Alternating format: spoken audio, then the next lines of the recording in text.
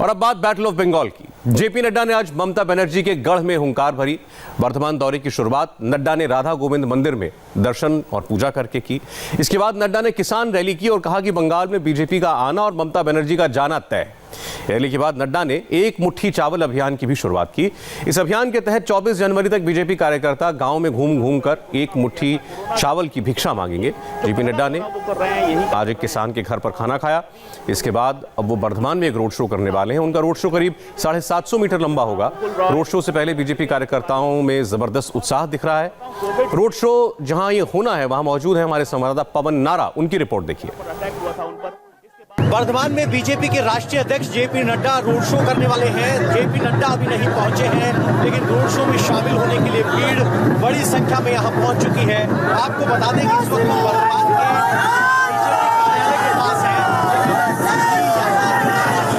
Road show यहां से 2.5 kilometre दूर है, लेकिन आप जनता का सैलाब देखिए। बड़ी संख्या में लोग आए हैं और जय श्री राम का नारा सबसे ज्यादा लग रहा है। लोगों में जो जोश है, इसी को देखकर बीजेपी 200 पार की बात कर रही है। और इसको आगे अगर आप चलेंगे तो सामने भारतीय जनता पार्टी का वर्धमान कार्यालय है, जिसे हरे और केसरिया रंग के गुब्बारों से सजाया गया है। यहाँ राष्ट्रीय अध्यक्ष के स्वागत के लिए विभिन्न लोग कलाकार बुलाए गए हैं, जिनमें ढोल वालों से लेकर आदिवासी नृत्य तक शामिल है। और इस बीजेपी कार्यालय को किसी उत्सव की तरह सजाया गया है, जहां बीजेपी के राष्ट्रीय अध्यक्ष जेपी नड्डा अभी पहुंचने वाले हैं। उनके स्वागत के लिए फूल बिछा दिए गए हैं और अब जेपी नड्डा किसी भी वक्त पहुंच सकते हैं। आपको बता दें कि रोड शो 3:10 पर स्टार्ट होना था, लेकिन अभी तक जेपी नड्डा यहां नहीं पहुंचे हैं। लेकिन कार्यकर्ताओं में जबरदस्त उत्साह और भीड़ है। आपको बता दें कि बीजेपी का कार्यालय है, यहां से 2.5 किलोमीटर दूर रोड शो शुरू होना है, लेकिन यहां अभी से बड़ी संख्या में बीजेपी के कार्यकर्ता और समर्थक जुटे हुए हैं। और समर्थकों का जोश ही बीजेपी को 200 पार की उम्मीद दिखाई दे रहा है। कैमरामैन शिशिर के साथ पवन नारा, इंडिया टीवी। बीजेपी के राष्ट्रीय अध्यक्ष वर्धमान में रोड शो करने के लिए पहुंच चुके हैं। रोड शो क्लॉक टावर से शुरू होना है, लेकिन यहां बीजेपी अध्यक्ष को रिसीव करने के लिए बड़ी संख्या में कार्यकर्ता पहुंचे हुए हैं। और ये सब वो कार्यकर्ता हैं जो बीजेपी का झंडा बैनर लेकर यहां राष्ट्रीय अध्यक्ष। और ये देखिए, अब ये सीधी तस्वीरें आ रही हैं पश्चिम बंगाल के वर्धमान से। भारतीय जनता पार्टी के अध्यक्ष जेपी नड्डा का ये रोड शो इस वक्त वर्धमान में चल रहा है। भारतीय जनता पार्टी ने पूरी ताकत झोंक रखी है पश्चिम बंगाल के आने वाले विधानसभा चुनाव के लिए। जोर शोर से प्रचार चल रहा है। जेपी नड्डा लगातार पश्चिम बंगाल के दौरे कर रहे हैं।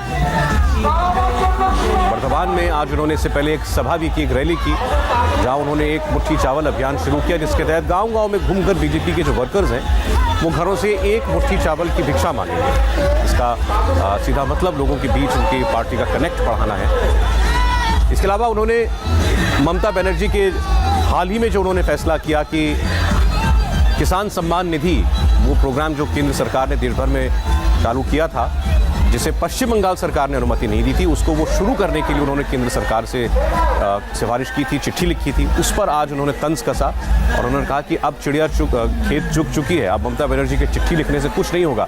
दरअसल बीजेपी लगातार ये आरोप लगाती रही है कि किसान सम्मान निधि हो, आयुष्मान भारत योजना हो, केंद्र सरकार के कई ऐसे प्रोग्राम हैं जिनसे करोड़ों लोगों को फायदा पहुंचता है, लेकिन ममता बनर्जी ने अपनी राजनीति की वजह से, बीजेपी के साथ उनका जो राजनीतिक बैर है उसकी वजह से वो योजनाएं प्रदेश के लोगों को उसका लाभ उठाने नहीं दिया, प्रदेश में उनको लागू नहीं किया। और ये बात दिखी भी जब चुनाव से चंद महीने पहले ममता बनर्जी ने किसान सम्मान निधि योजना की पश्चिम बंगाल में शुरुआत करने के लिए केंद्र से सिफारिश की। इस वक्त आप फिर देख रहे हैं वर्धमान में भारी भीड़ है जेपी नड्डा की इस रोड शो में। बीजेपी अध्यक्ष लगातार उनके केंद्र में पश्चिम बंगाल के चुनाव हैं। साथ में कैलाश विजयवर्गीय दिखाई दे रहे हैं, जो कि बीजेपी के प्रभारी हैं। और आपने लगातार खबरों में देखा होगा भारतीय जनता पार्टी और तृणमूल कांग्रेस के कार्यकर्ताओं के बीच में भी नोक-झोंक, तकरार, झड़प, अलग अलग हिस्सों से ऐसी खबरें आती रहती हैं। इसका मतलब सीधा है कि तृणमूल कांग्रेस को इस बार भारतीय जनता पार्टी से कड़ी चुनौती मिल रही है। ये ममता बनर्जी भी जानती हैं, उनकी पार्टी के कार्यकर्ता भी जानते हैं, और बीजेपी को भी लग रहा है कि इस बार के चुनाव में उसके पास एक अच्छा मौका है पश्चिम बंगाल में पहली बार सत्ता में आने का। हालांकि दावा उनका है अब की बार 200 पार, 200 सीट से ज़्यादा जीतने का। हकीकत में कितना जनाधार भारतीय जनता पार्टी का है तो चुनाव के वक्त ही पता चलेगा, लेकिन अगर रोड शो, रैलियां ये कोई इशारा है तो ये ज़रूर बताता है कि भाजपा ने पिछले कुछ वर्षों में पश्चिम बंगाल के अंदर अपनी एक अच्छी खासी ज़मीन तैयार कर ली है। फिर बता दें, आप पश्चिम बंगाल के वर्धमान की तस्वीरें देख रहे हैं। रोड शो बीजेपी अध्यक्ष जेपी नड्डा का जारी है।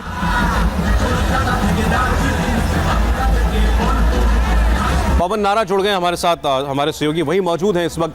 पवन, आप जो कुछ आंखों से देखें, बताएं, अपना अनुभव बताएं। आपने वहां पर बहुत सारे लोगों से बात की होगी। बीजेपी का प्रचार अब ऐसा लग रहा है कि पूरी तरह चरम पर आ रहा है।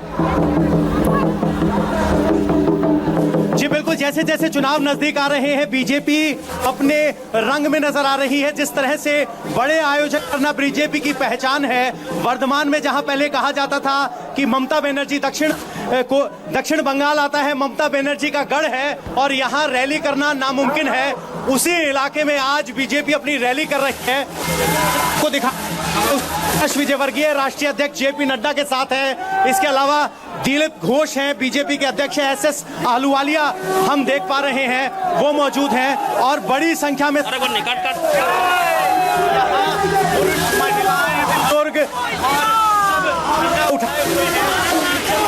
है जो यहाँ कार्यकर्ता मोटिवेटेड है और जो कार्यकर्ताओं का जोश है वही बीजेपी के लिए राहत या कहें कि खुशी की खबर हो सकती है, क्योंकि पैशनेट कार्यकर्ता ही बंगाल जैसी राजनीतिक बाजी को पलट सकते हैं। क्योंकि जहां संघर्ष की राजनीति या कहें कि सत्ता में संघर्ष साफ दिखाई देता हो, वहां इसी पैशन या कहें कि जोश के जरिए ही ये बैटल जीती जा सकती है। और वो जोश यहाँ एविडेंट है, स्पष्ट दिखाई दे रहा है, चार्ज्ड अप माहौल है। और यही वजह है कि जेपी नड्डा जब यहाँ आते हैं तो 200 पार की बात करते हैं, अमित शाह जब यहाँ आते हैं तो 200 पार की बात करते हैं। तो इस तरह की बातें हैं। जब इससे पहले आज जेपी नड्डा यहाँ वर्धमान में एक रैली को संबोधित कर रहे थे तो उन्होंने कहा कि बंगाल में तुष्टीकरण, तोलेबाज और इस तरह के शब्दों का इस्तेमाल किया ममता बनर्जी की सरकार के लिए। तो जरूर ये भीड़ देखकर जेपी नड्डा राहत महसूस कर रहे होंगे। और जहां पहले कहा जाता था कि बीजेपी का झंडा लग पाना भी मुश्किल है, वहां आपको कमल ही कमल दिखाई देगा। हालांकि आपको बता दें कि वर्धमान में इस रोड शो की ड्यूरेशन या कहें कि लेंथ सिर्फ 750 मीटर है, क्योंकि अभी भी वर्धमान में एक भी बीजेपी का विधायक नहीं है और यहां बाजी पलटना बीजेपी के लिए बहुत बड़ी चुनौती होगी। जी पवन, आपसे इसी इलाके के बारे में और जानना चाह रहे थे। वर्धमान में भारतीय जनता पार्टी के अध्यक्ष का जाना, इस इलाके की जरा और खासियत बताइएगा। क्या इसे पूरी तरीके से ममता बनर्जी का गढ़ कहा जाता है?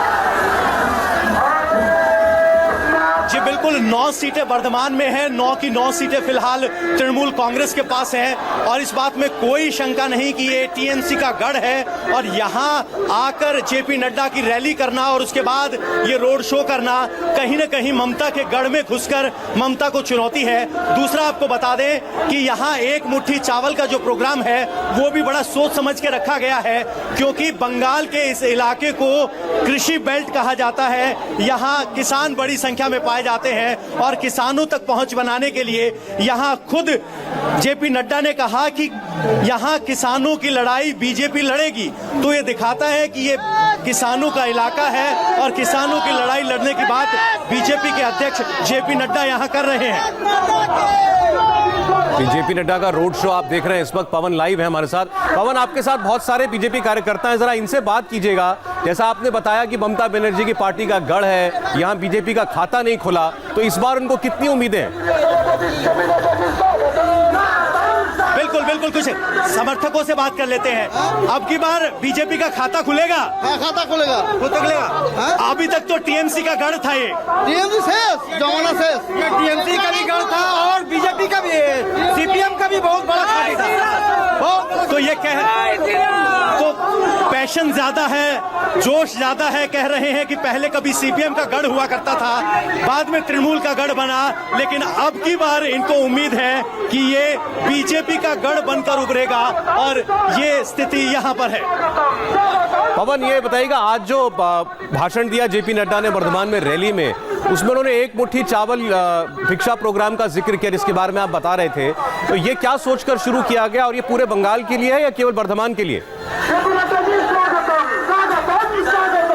ये पूरे बंगाल के किसानों से एक मुट्ठी चावल लिया जा रहा है। किसान का सीधा संपर्क अपने नेता से जब होता है तब एक मुट्ठी चावल वो अपने आंगन से उसको दे दे दान के रूप में। तो ये किसानों से जुड़ने की कोशिश है। जिस तरीके से दिल्ली में किसान आंदोलन चल रहा है और ये छवि विपक्षी बनाने की कोशिश कर रहे हैं कि बीजेपी किसानों का हित नहीं सोच रही, ऐसे में बर्धमान में आकर एक मुट्ठी चावल का प्रोग्राम करना सिर्फ वोट तक सीमित नहीं है, बल्कि बीजेपी दिखाना चाहती है कि ये चुनावी बात नहीं है, हम किसान के हितैषी हैं और किसान से सीधा संपर्क हमारा है। और यही वजह है कि एक मुट्ठी चावल कार्यक्रम का आयोजन बीजेपी की तरफ से किया गया है। पवन, लगातार बीजेपी ये प्रचार करती रही, आरोप लगाती रही ममता बनर्जी पर कि वो केंद्र की योजनाओं का लाभ बंगाल के करोड़ों लोगों को नहीं लेने देती हैं, और ये बात सही भी साबित हुई जब ममता बनर्जी को किसान सम्मान निधि योजना के लिए अनुमति मांगनी पड़ी केंद्र सरकार से। इसका मतलब वो दबाव तो महसूस कर रही हैं। जी बिल्कुल बिल्कुल बिल्कुल। जब भी बीजेपी के नेता यहाँ मंच पर होते हैं, चाहे वो जेपी नड्डा हो, चाहे अमित शाह हो, चाहे प्रधानमंत्री खुद नरेंद्र मोदी हो, जब उन्होंने किसानों को संबोधित किया तो इस बात को हाईलाइट किया था कि जो 2000 रुपए हर 3 माह में या कहें कि 4 माह में और 6000 रुपए सालाना मिलते हैं, वो बंगाल के किसान को नहीं मिल पा रहे हैं। जो पीएम किसान योजना के अलावा पीएम निवास योजना है, आवास योजना है, वो नहीं मिल पा रहा है, फ्री का सिलेंडर नहीं मिल पा रहा है। तो बीजेपी प्रोजेक्ट कर रही है कि जो केंद्र की योजनाएं हैं वो यहाँ बंगाल के दाताओं तक नहीं पहुंच रही हैं, और अगर उनको आप हासिल करना चाहते हैं और आप चाहते हैं कि केंद्र की योजनाएं बंगाल में मिले तो बीजेपी को चुनिए, क्योंकि डबल इंजन की सरकार जो बात बिहार में सुनते थे वो अब की बार यहाँ हमें जमीन पर बीजेपी नेताओं के मुंह से सुनने को मिल रही है। और यही विजन बेच रहे हैं कि केंद्र में मोदी और बंगाल में भी मोदी, या कहें कि बीजेपी, तभी बंगाल का असल विकास हो सकता है। इस तरह के दावे बीजेपी की तरफ से किए जा रहे हैं। और जब इन स्कीम्स के नाम गिनाते हैं तो लोगों को भरोसा इस बात का होता है कि ये स्कीम देश के बाकी इलाकों में चल रही है, जबकि बंगाल के किसानों को इन स्कीमों का फायदा नहीं मिल रहा है। तो बीजेपी के नेताओं का वजन कहीं और ज्यादा बढ़ जाता है। अच्छा, ये भी बताइएगा पवन कि कुछ हफ्ते पहले जेपी नड्डा एक सभा के लिए जा रहे थे, जब उनके काफिले पर पथराव हुआ, बहुत से लोगों को उसमें चोटें आई थी, ममता बनर्जी ने उसका संज्ञान तक नहीं लिया था और कहा था कि उन्हीं के लोगों ने कराया होगा। आपको उसके बाद अब उनके रोड शो में कुछ सिक्योरिटी को लेकर के परिवर्तन नजर आ रहा है, कोई गंभीरता नजर आ रही है? जी, सिक्योरिटी को लेकर परिवर्तन और गंभीरता की तस्वीरें आप मेरे स्क्रीन पे देख सकते हैं कि बड़ी संख्या में यहाँ सीआरपीएफ, आरएएफ लगाई गई है। और एक विजिबल डिफरेंस ये है कि बाकायदा बैरिकेडिंग की गई है, उनके वाहन के चारों तरफ भी एक तार रस्सी डाली गई है और सुरक्षा को अब की बार बेहद मजबूत किया गया है, इस सोच के साथ कि कोई ऐसी स्थिति ना हो। आपको बता दें कि पिछली बार जब जेपी नड्डा के काफिले पर हमला हुआ था तो टीएमसी ने कहा था कि यह हमला उनकी तरफ से नहीं हुआ, लेकिन इस बात से इनकार नहीं किया जा सकता कि बंगाल की राजनीति में हिंसा, पथराव कोई नई बात नहीं है। और अब की बार बीजेपी के कार्यकर्ताओं के अलावा यहाँ की स्थानीय पुलिस और सेंट्रल पैरामिलिट्री फोर्स की कंपनी तैनात की गई है, इसी सोच के साथ कि कम से कम वो घटना दोबारा पुनरावृत्ति ना हो। और जिस तरीके से होम मिनिस्ट्री ने यहाँ के पुलिस अधिकारियों को तलब किया था, उसके बाद अधिकारियों की गंभीरता में भी हम फर्क साफ महसूस दे सकते हैं। पवन, आप रहिए हमारे साथ, लौटेंगे बस आपके पास चंद मिनटों में, एक छोटा सा ब्रेक हमें लेना है। आप देख रहे हैं पश्चिम बंगाल के बर्धमान में भारतीय जनता पार्टी का जोर, जेपी नड्डा का रोड शो। कुछ और तस्वीरों पर लौटेंगे एक छोटे से ब्रेक के बाद।